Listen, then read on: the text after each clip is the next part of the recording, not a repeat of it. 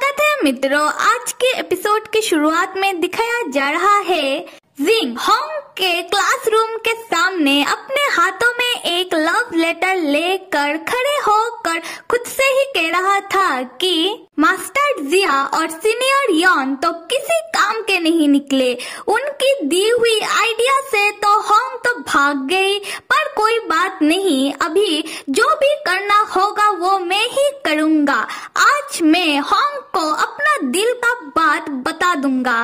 उसी वक्त होंग की क्लास का बेल बजता है और सारे स्टूडेंट क्लास से दौड़कर निकलने लगते हैं, जिससे जिंग को धक्का लग जाता है और वो तब सिर्फ गिनने ही वाला था। उसी वक्त कहानी का थर्ड लीड का एंट्री होता है, जो आकर जिंग को अपने बाहों में थाम लेते हैं और पूछने लगते हैं कि क्या तुम ठीक हो।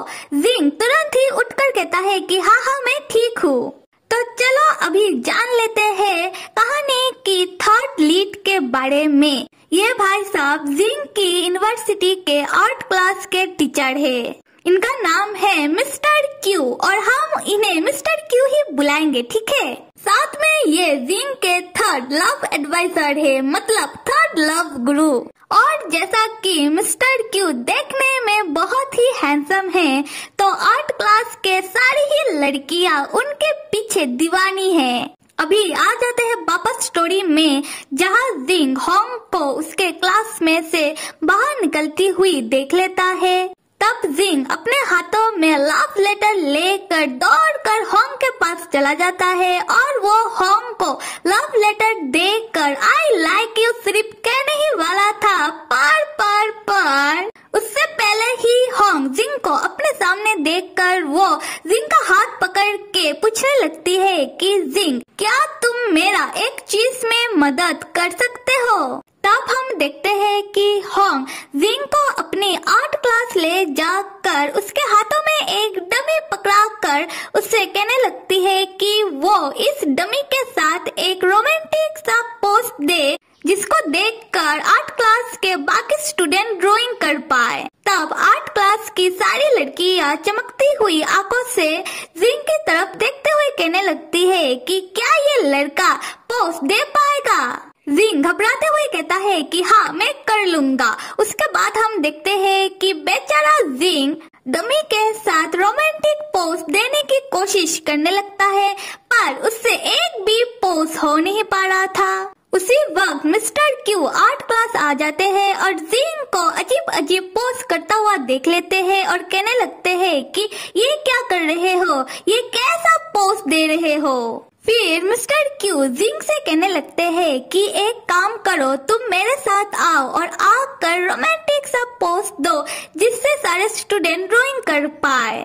उसके बाद मिस्टर क्यू जिंग को पकड़ के बहुत ही रोमांटिक सा पोज देते हैं, जिसे देखकर आर्ट क्लास के स्टूडेंट चिल्लाकर कहने लगते हैं यही तो चाहिए था हमें। मिस्टर क्यू कहते हैं कि तो फिर देख क्या रहे हो, जल्दी से ड्राइंग करो। फिर आर्ट क्लास हो जाने के बाद सारे स्टूडेंट जाने लगते हैं, होंग भी जाने लगती है। जिंग तब होंग को कहता रह जाता है कि होंग रुको तो सही, मेरी बात तो सुन लो, कब सुनोगी। पर होंग जो जिंग को बाय कह के वो तो चली जाती है और पीछे से बेचारा जिंग रोता रह जाता है। तब मिस्टर क्यू जिंग की ऐसी हालत देखकर वो जिंग से पूछने लगते हैं कि जिंग ऐसा लगता है कि तुम्हें होंग पसंद है, अगर ऐसी बात है तो तुम आर्ट क्लास आ जाया करो, तब होंग तुम्हें देखेगी, तुम्हें समझेगी और तुम दोनों का रिलेशनशिप धीरे धीरे शुरू हो जाएगा। तब जिंग बहुत ही खुश हो जाता है और मिस्टर क्यू से कहने लगता है कि मिस्टर क्यू आप बहुत ही अच्छे हो, पर एक बात तो बताओ मिस्टर क्यू, मैं आर्ट क्लास आकर करूँगा क्या, मुझे तो पोज देना भी नहीं आता। मिस्टर क्यू कहते हैं कि कोई बात नहीं, मैं तुम्हें पोज देना सिखा दूंगा। जिंग खुश होकर कहता है कि ठीक है। मिस्टर क्यू कहते हैं कि इसके बदले तुम्हें मेरे लिए कुछ करना होगा, तुम्हें मेरा मॉडल बनना होगा, वो भी बिना कपड़ों वाला मॉडल। जिंग तब चौंक कर पूछता है कि मिस्टर क्यू शायद मैंने कुछ गलत सुना, क्या आप दोबारा कहेंगे कि आपने क्या कहा। मिस्टर क्यू गुस्से में कहते हैं कि मैंने कहा तुम्हें मेरा मॉडल बनना पड़ेगा, वो भी बिना कपड़ों वाला मॉडल। ये सुनकर शौक के मारे जिंग के तो पैरों तले जमीन खिसक जाती है। मिस्टर क्यू तब जिंग के पास आकर उसके कपड़ों को उंगली लगाते हुए कहने लगते हैं कि शायद तुम्हें समझ में नहीं आया, बिना कपड़ों वाला मॉडल मतलब तुम्हें तुम्हारा टी शर्ट उतारना होगा, तुम्हें तुम्हारा पैंट। उसी वक्त जिंग शर्म से पानी पानी होकर उन्हें रोकते हुए कहता है कि मिस्टर क्यू ये आप क्या कह रहे हो। मिस्टर क्यू कहते हैं कि जिंग तुम फिक्र मत करो, उस समय तुम्हारे बॉडी को सिर्फ 2 ही लोग देखेंगे, एक तो मेरा पेंट ब्रश और मेरी दोनों आंखें। जिंग तब और ज्यादा चौंक कर दूर दरवाजे के सामने जाकर खड़े होकर कहता है कि नहीं मिस्टर क्यू पेंट नहीं, और जिंग तब दरवाजा खोलकर वो जाने लगता है। मिस्टर क्यू तुरंत ही आकर फिर से दरवाजा बंद कर देते हैं और जिंग के पास आकर वो कहने लगते हैं, जिंग मुझे समझ में नहीं आ रहा कि तुम इतना शर्मा क्यों रहे हो, हम दोनों ही तो लड़के हैं। जिंग घबराते हुए कहता है कि मिस्टर क्यू मुझे माफ करो, मुझे मॉडल नहीं बनना। मिस्टर क्यू कहने लगते हैं कि जिंग क्या तुम्हें होंग को पटाना नहीं है, क्या तुम गिव अप कर रहे हो, क्या तुम होंग के करीब जाने की मौके को जाने दोगे। तब हम जिंग को देखते हैं जो मिस्टर क्यू को अपना इतना नजदीक देखकर वो घबराने लगता है। मिस्टर क्यू तब जिंग के सर में एक टपली मार कर कहते हैं, जिंग सुनो, आर्ट एक बहुत ही पवित्र और खूबसूरत चीज होता है, तो तुम अपने दिमाग में कुछ भी ऐसा वैसा मत सोचो। और हाँ, अभी जो मैंने तुमसे कहा है इस बारे में जरूर सोचना और बाद में आकर मुझे जवाब देना। अभी मैं जा रहा हूँ। जिंग तब मिस्टर क्यू की टपली खाने के बाद अपना सर पकड़ के सोचने लगता है कि अभी मैं क्या करूँ। यहाँ से होता है सीन शिफ्ट। दिखाया जा रहा है जिंग अपने घर के अंदर आते हुए कह रहा था कि मुझे होंग के नजदीक तो जाना है और शायद इसके लिए मुझे मिस्टर क्यू का मॉडल बनना होगा। तब जिंग अपने घर में आते ही वो पाता है कि उसका फ्रंट डोर से लेकर बेडरूम तक फूलों से सजा हुआ है।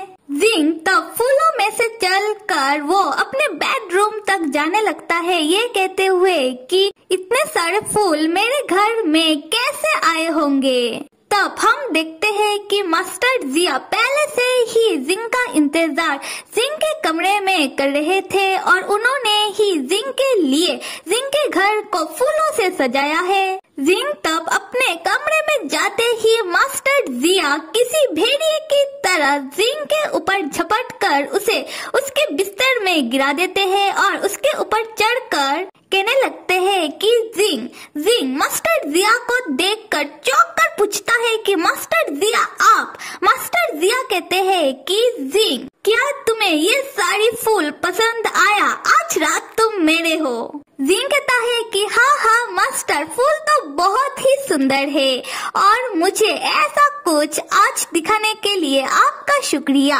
मास्टर जिया पूछते हैं कि क्या तुम सरप्राइज हुए। जिंग कहता है हाँ बहुत सरप्राइज हुआ आज ये जानकर कि क्या मैं इतना वीक हूँ कि एक धक्का लगने से ही गिर जाता हूँ, क्योंकि बेचारा पहले तो यूनिवर्सिटी में स्टूडेंट लोगों का धक्का लगने से वो गिरने ही वाला था और अभी मास्टर जिया ने उसे उठाकर बिस्तर में जब पटक दिया। खैर जिंग मास्टर जिया से कह रहा था कि और हाँ मास्टर जिया मुझे एक बात तो बताइए, अगर मैं ये सारी फूल ले जाकर होंग को दे दूँ तो क्या वो मुझे पसंद करेगी। तब जिंग के कानों में एक पंखुड़ी लग जाता है और मास्टर जिया उस पंखुड़ी के साथ जिंग के कानों से खेलते हुए कहता है कि जिंग तुम कोशिश करके देख सकते हो, मुझे नहीं लगता कि इसमें कोई प्रॉब्लम होगा। यहाँ पर ऐसा लग रहा है कि मास्टर जिया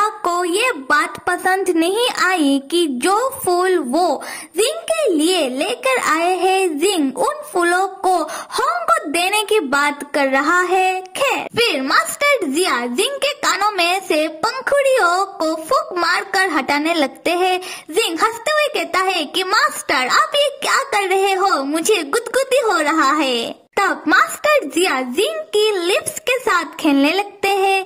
जिंग मास्टर जिया से पूछता है कि आज आप यहाँ कैसे?